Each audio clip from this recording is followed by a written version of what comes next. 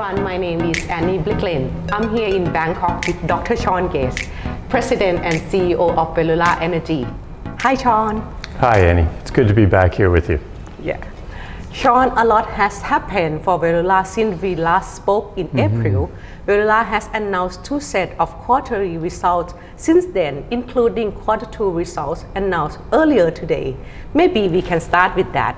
What are the highlights from the published results?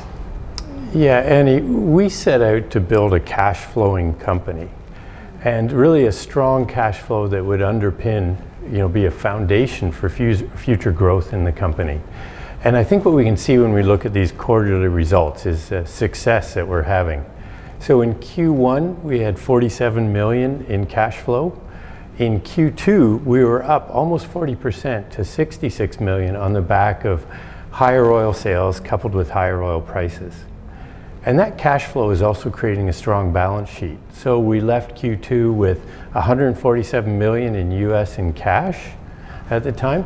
And even though we knew this was a quarter that was going to have strong outflows of cash, in Thailand, you make the majority of your 2023 tax payments in May. We paid those. We also acquired the Nong Yao FSO, and we made the final contingent payments under the KrisEnergy 2022 acquisition. So in total, 108 million in outflows, and yet still a strong cash flow for the quarter. And as we can see, no debt still within the company. You mentioned a couple important things there. One being growth and the other being the Nong Yao field, which I know has been mentioned in the few recent announcement. Can you comment on that?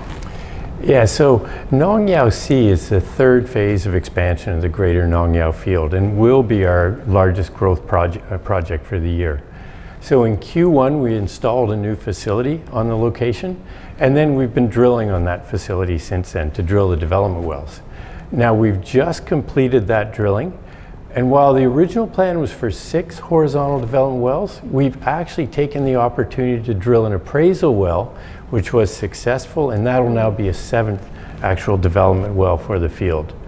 And further, we extended 2 of the development wells initially to appraise other objectives. Both of those were successful and will form future development opportunities for us on the field. So a very good result that really we found what we wanted geologically, and we've even had some additions. Okay, so what needs to happen before we start producing from Nong Yao C? Yeah, so we've completed the drilling, and in actual fact now we've completed all of the engineering and fabrication work out on the facility. So really the phase we're in now is the final reviews, inspections, and then the certification to allow hydrocarbons to flow through the facility.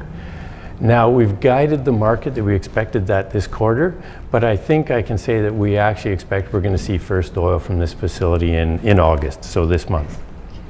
Yeah, and with that, currently if we're doing just over 7,000 barrels a day from Nong Yao, we expect that to go to 11,000 barrels a day from September really through to the end of the year. So an exciting result. Yeah, 11,000. So the other field that's been discussed is Wasana. Can you summarize for our reviewer what happened there? Yeah, so in June we were out doing a regularly inspection of the legs of the facility, and a crack was identified down near the seabed. So we had to get out there with more sophisticated equipment. We went out there in July, we reviewed that crack, and have found that it is actually superficial and confined to a weld, so we were able to give the team the green light to actually go back and restart production from the facility. That's been ongoing since last weekend, and we expect to be fully ramped up to our pre-suspension production of about 5,000 barrels a day by the end of this week. So what will happen next for Wasana field? Yeah, we've always known that this facility was limited. And then now we had the appraisal wells we drilled last year, and then we followed it up with successful exploration earlier this year. So this MOPU that's out there doesn't have the size nor the life to really recover the oil we now know is in Wasana. So we've been going through a redevelopment plan for the field. We're currently in FEED, front-end engineering of that work, and we expect to take a final investment decision probably just in 2025, Q1 2025, so after the new year, on that expansion of the field and a redevelopment. And with that, we see that really pushing the field life out to the mid-2030s. So this is really exciting and really points to what we see in our fields in the Gulf of Thailand. There is way more oil in the ground here than you're currently seeing represented in the reserve reports, and we're showing that with our year-end reserves.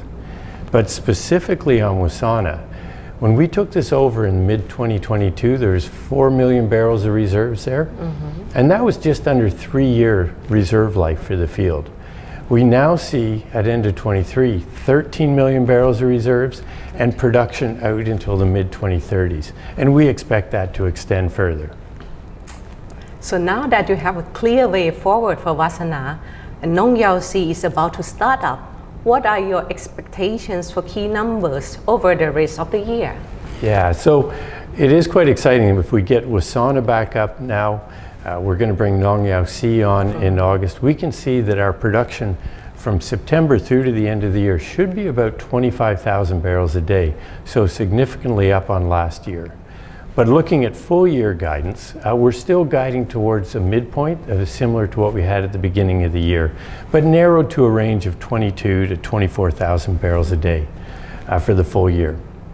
Now, we've seen Wasana being offline, we've seen a few delays on Nong Yao, but this has been largely recovered by increased performance from the Wasana field, as well as we took the opportunity to drill a couple of infill wells on Nong Yao A to make up that difference. OPEX is remaining largely unchanged. We've had some increases due to the Wasana inspection, which does come in as OPEX. But on the other hand, the acquisition of the Nong Yao FSO is going to reduce our OPEX going forward. So we're sticking with that guidance. Now CapEx is trending towards the lower end of the range, so we've kind of tightened the guidance down to those numbers on the lower end. But what's important to know too is that drilling makes up about 87% of our CapEx budget, and it's largely fixed because we have the rig on contract for the full year.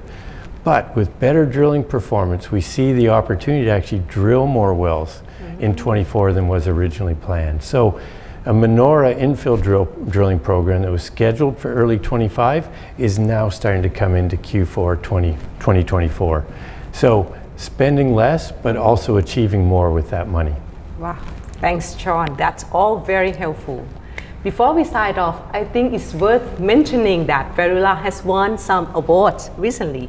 First, we were awarded Upstream Company of the Year at this year's APAC Energy Assembly, and also you were named the Executive of the Year. And more recently, Verula received the EIA Monitoring Award from Thailand Office of Natural Resources and Environmental Policy Planning for Ban Yen, Nong Yao, and Menorah fields. Yeah, we're obviously very honored to receive all of these awards. And really when we look at the company, a lot of it is on the back of the hard work and the quality of the team that we have here in the country. So we're very pleased with the results, and we really look forward at, again, a strong foundation to build on going forward. That's right. Sean, thanks for chatting with me today. Kapun Kapen. And thank you for everyone who turned in to once again watch us. ขอบคุณ and สวัสดีค่ะ